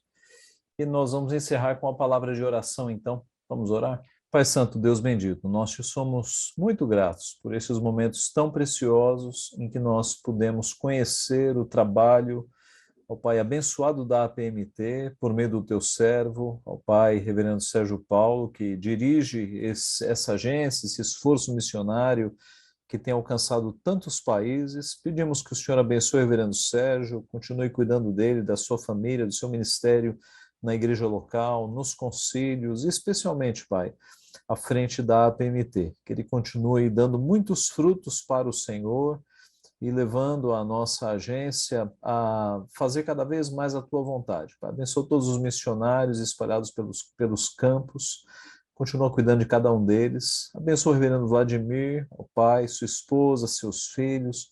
Te louvamos porque o Senhor tem preservado o teu servo e te pedimos, Pai, que continue dando um tempo de refrigério a ele, de preparação, para que ele possa retornar à nova missão que o Senhor colocou no coração dele, e que ele seja um instrumento muito usado pelo Senhor, agora ali no novo país, no Iraque, Pai. Cuida do teu servo, abençoa-o emocionalmente, espiritualmente, a fim de que ele esteja totalmente preparado para este retorno ao Oriente Médio, Pai. Abençoa os nossos alunos, aqueles que o Senhor já tem chamado às missões. Continua, Pai, levantando-os, aqueles que o Senhor já designou para isso, a fim de que o nosso seminário se torne um celeiro, Pai, de homens e mulheres que possam ir até as nações levar o teu nome, Pai. Abençoa-nos nesta noite, cuida de nós nesta semana, é o que nós pedimos e agradecemos em nome de Jesus. Amém.